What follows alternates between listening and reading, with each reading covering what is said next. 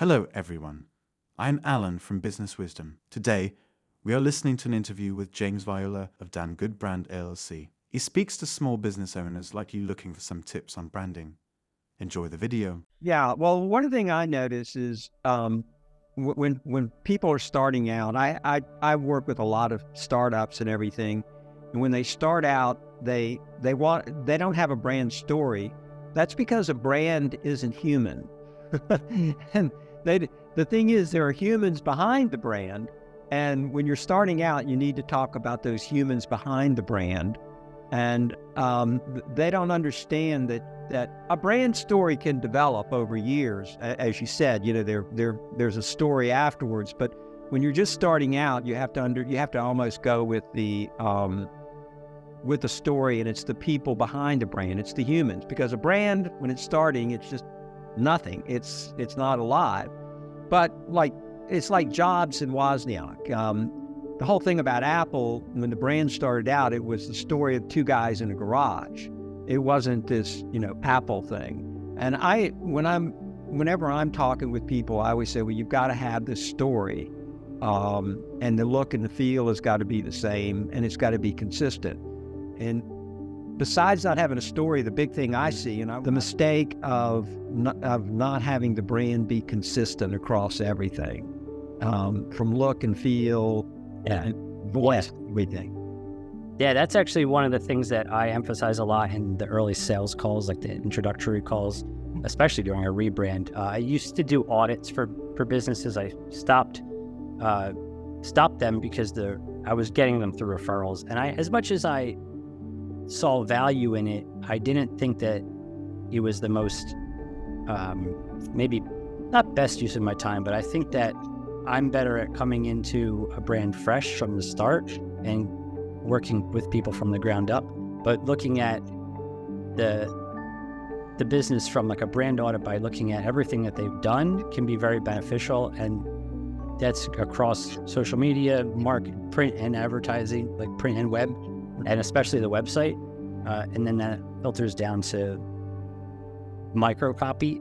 Micro-copy is really important in expressing your brand, rather than saying, like it says something as simple as a button, like saying let's go or submit can really determine like how the audience will resonate with what they're reading.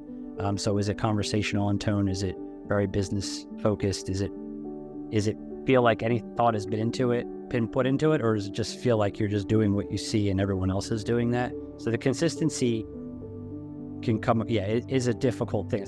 I came from a very small town called Clayton, and it was basically a farmland 35 years ago, and the neighboring businesses didn't give thought to, if they weren't a retail or a chain, they were creating businesses that were very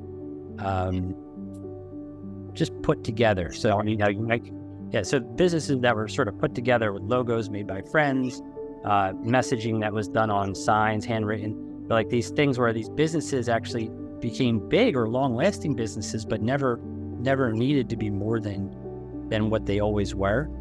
And that in regards to, sometimes it's in regards to cost savings or something, but a great example would be all the different lawn care services around New Jersey.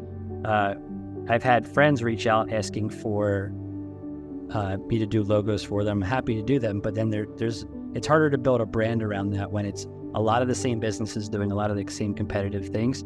But then you've got some outliers where you've got a business that might be worth several millions of dollars and have a bigger brand budget, a marketing budget, we would probably call it. They'd be less concerned with the brand and more concerned with getting eyeballs on their pamphlets so they can make more sales. It's a lot of service-driven industries in South Jersey. So just having that background and thinking about what the small business owner needs compared to what a corporate identity, like a corporation would need, or a startup, something with some funding behind it that's going to be generating hundreds of thousands or millions of dollars in revenue within the first few years.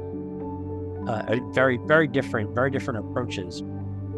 Okay, so I'm a big one on brand voice, because how you put the copy out, or or the fonts you use or the colors that you use or whatever, it all has to be consistent. People don't realize that. Font, copy, colors, the palettes that you use, all of that goes into brand voice. And for example, you might want to be stern, or you may want to be soft or friendly or protective or inspiring or whatever it might be that you want to be. But you have to understand when we're talking about that look and feel and that consistency that the font has to agree, the color palette has to agree, the style of voice has to agree. Clients tell me, we know our brand is inconsistent and all over the place, so they need a 30,000 foot view of what's actually happening.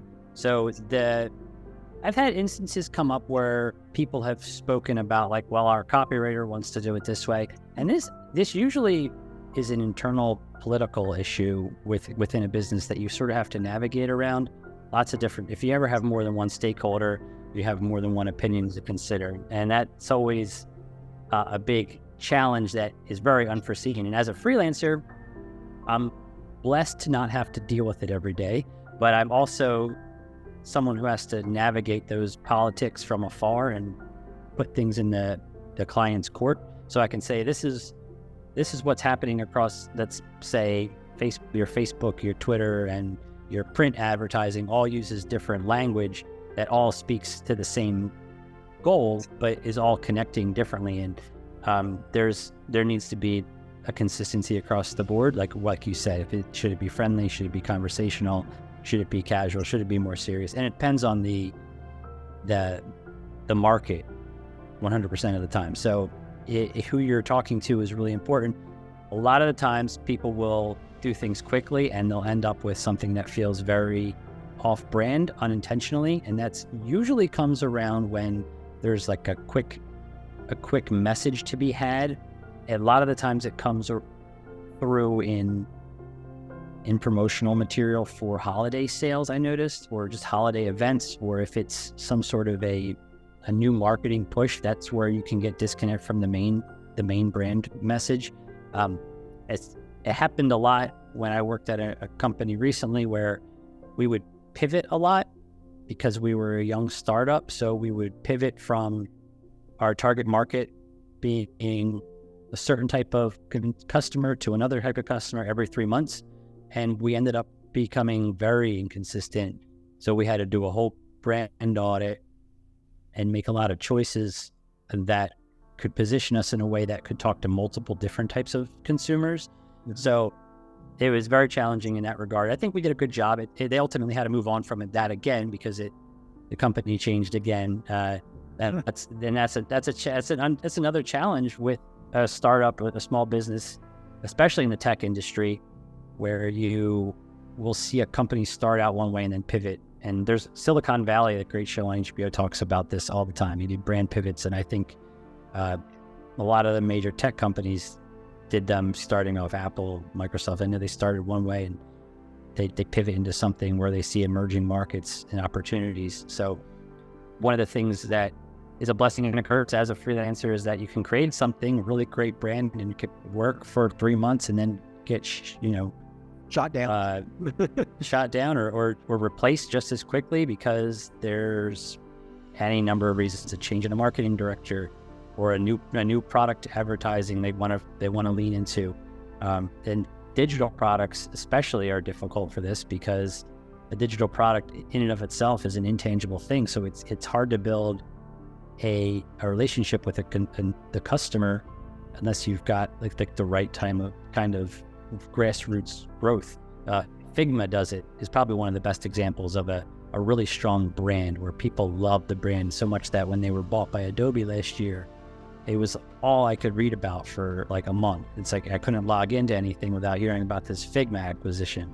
And that's hard to do. That's something that takes time and a dedicated team on the product side as well as in the consumer side. And it really comes through in people's passion. You can't buy that. It really has to come through naturally and through good intention. I think people can tell when something is really worth their time and worth investing themselves in. We're talking about brand voice. I used to have to talk to clients all the time, and they would say, well, this is the message that we want. And I would look at them and I'd say, well, that may not be the message that your consumers want to hear. And they're like, what are you talking about? And I'm like, well, you have to understand that it's not about you, it's about your customer. And man, they want to take you and they're like, you don't know anything about our brand. You're a little, smarty pants guy.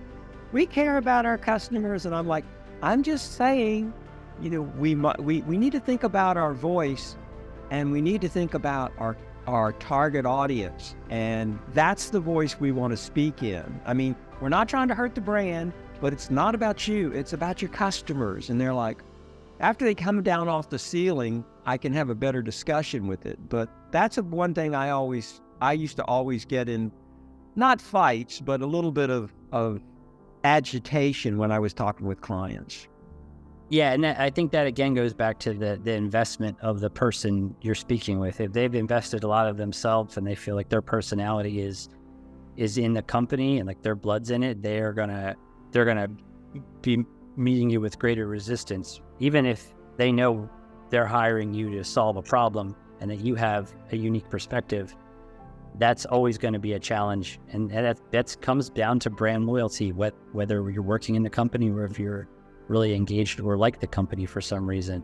I've experienced that as the lead designer at the last company I worked at. Any criticism I was met with, I mean, it did rub me the wrong way, and I tried to take it with a grain of salt and try to be receptive. But at one point, I also had several bosses of central owners of the company, and it was a lot to balance. So you kind of have to, I think, as the designer, or if you're a brand advocate, and in general anything, you need to keep everything at an arm's length, so you can't let it hurt you. It's sort of just a harsh truth. Like, you can love something with your whole heart, but it might hurt you in the end. So it's important, especially with business, to adapt the mentality where things could change, and that your investment really comes through in like how you communicate, how you develop your relationships with the people you're working with, because that's so much more stable and long-term. Like, it's a longer term approach to thinking about business in general. So what I've really tried to work in through my processes with designing and creating brands is, I'm okay with anything changing. And if you hate something that I present to you, just tell me. Like, honesty is the best process. Like, be honest, love it, hate it, what don't you like, what can we do to change it, and how can we get you to something that not only you'll love, but your consumer will speak to your consumer. I think a lot of the times I'm dealing with an interesting stir of ego, because it's a lot of solopreneurs or a lot of small business owners are like just by themselves, but a lot of partners too. They think one thing, but the best clients are usually the ones that trust you. They come through, usually mine come through referral, so there's a level of trust there from the person that they were referred to by. So they're able to kind of take their hands off the wheel, let me drive for a little bit and show them what's possible, and then we kind of meet in the middle. There's a lot of collaboration in what I do, because I don't want, for that very reason, the personal investment of the business owner. I don't want to make anyone feel like they're inadequate in any way, or that what they've been doing isn't working. And I'm putting myself in this spot as well. A lot of entrepreneurs have become so invested in the brand or the product or both that they don't want to be told that there are customers out there that need to hear a certain message a certain way, not like they want to hear it, but a different way. And sometimes, I mean, when I would say have that conversation with clients, I'd always preface it by saying, I did this, I want to do it this way. If I do it wrong, I'll beg for forgiveness. But, let me just tell you what I see. And then if I'm wrong, I'll beg for forgiveness. But just let me please tell you what I think. We've talked about voice, and we've talked about look, and we've talked about story. Let's talk about presence. And by presence, I mean, everywhere that you're going to push the promotion, whether it be digital or traditional media. What I used to always tell clients about presence is, we're going to have presence in a lot of places, online, traditional media, all kinds of places. But we want to have everything consistent, and we don't want to have any gaps. So, and they would look at me and they'd say, well, what do you mean by gaps? I would say, well, I don't want to have the message over here in this space different than the message over here. And they would say, but we want to push it out to all of our, all the places that we can. I said, I understand that, and I want to do it, but let's make sure that our presence is the same across all of our channels. That was always a tough story. They would always push back on that. Do you have anything with that where there's a little bit of pushback? One of the things I've been fortunate enough to experience is a lot of product design. Okay. Just working in product design and web design, especially, there's a lot of emphasis on rapid iteration and A/B testing. So being able to speak in the same marketing tone, say you want to put out, say the goal is to promote a new feature on your product or just to get new users. Depends where you're on the funnel. Let's start at that. So it depends where you're at the funnel. If you're trying to reach people who have never heard about your business before, if you're talking to them on one social network, the language might be more appropriate to be more fun. Say if you're on TikTok, and the video content will need to be tailored towards a very younger demographic. Now, if your demographic skews older, you might be looking at social media sites like Facebook, or in some instances, Twitter, maybe parts of Reddit, but you have to find where your consumer is and talk to them, right? So depending on where your consumer is and where you're finding them, I think the best thing to do is to try different marketing language, but tweaked just so slightly that you can maybe see how one performs over the other. Email is a good example of this too. Probably the most talked about is what gets people to open an email, and then how does that language Money. yeah, like how does that language talk to the consumer? Like